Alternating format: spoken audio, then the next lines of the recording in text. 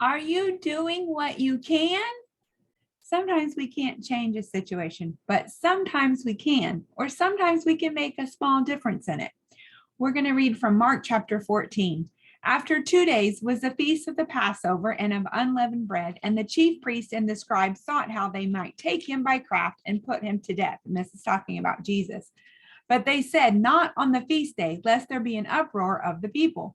And being in Bethany, in the house of Simon the leper, as he sat at meat, there came a woman having an alabaster box of ointment of spikenard, very precious. And she brake the box and poured it on his head. And there were some that had indignation within themselves and said, why was this waste of the ointment made? For it might have been sold for more than 300 pence and have been given to the poor. And they murmured against her. And Jesus said, let her alone. Why trouble ye her? She hath wrought a good work on me. For ye have the poor with you always, and whensoever ye will, ye may do them good. But me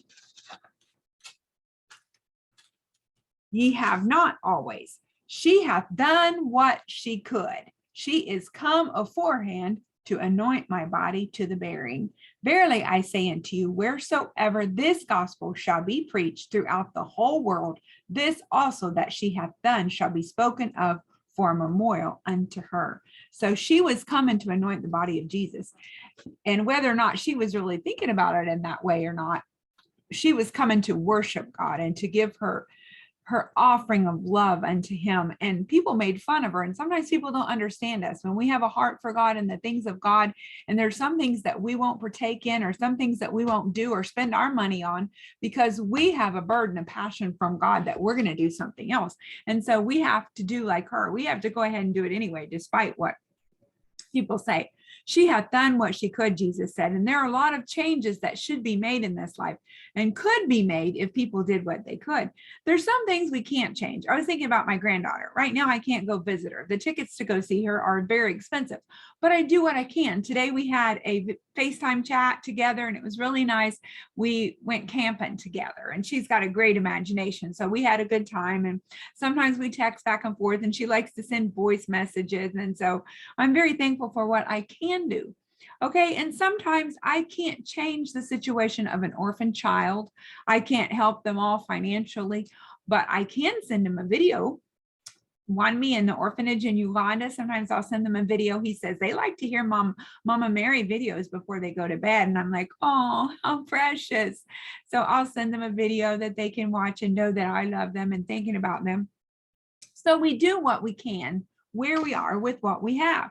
So we're going to go to 2 Kings chapter 4 and verses 1 through 7.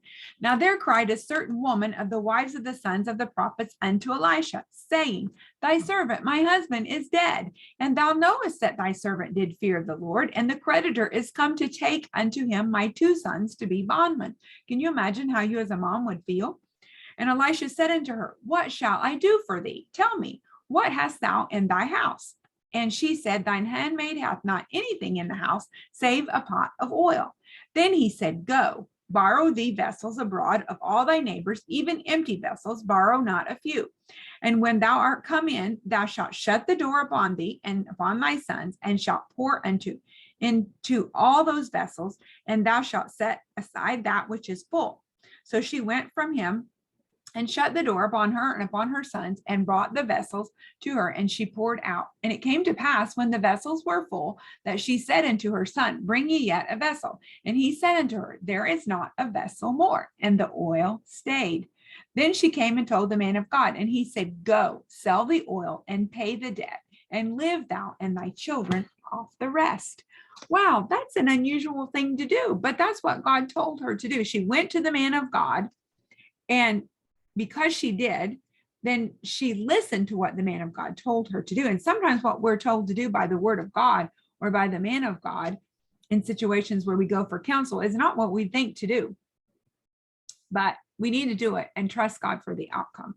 I thought of a song that says, lay some soul upon my heart, and love that soul through me. And may I ever do my my part to win that soul for thee. So ultimately, we need to be about our Father's business, reaching other people, encouraging other people, letting them know about God and what he can do for them and how he can save them. If something is bothering you in this world, what are you doing about it? We used to say if you are at work and you have a problem, before you go and complain about it, then think of a solution. Come up with a solution for it. So today, let's think about what we can do. Let's use what we have. We have our hands, let's use them. We have our ears, we can listen. We have our feet, we can walk and go help someone. So do what we can with what we have. Just like the widow woman, she used what she had after she listened to the man of God. And just like the woman that anointed Jesus, people didn't understand them. People complain about us and they might not like what we're doing for Jesus, but do it anyway. Jesus is coming soon. We need to be ready. So I want to be about my Father's business. Thank you. Have a good day.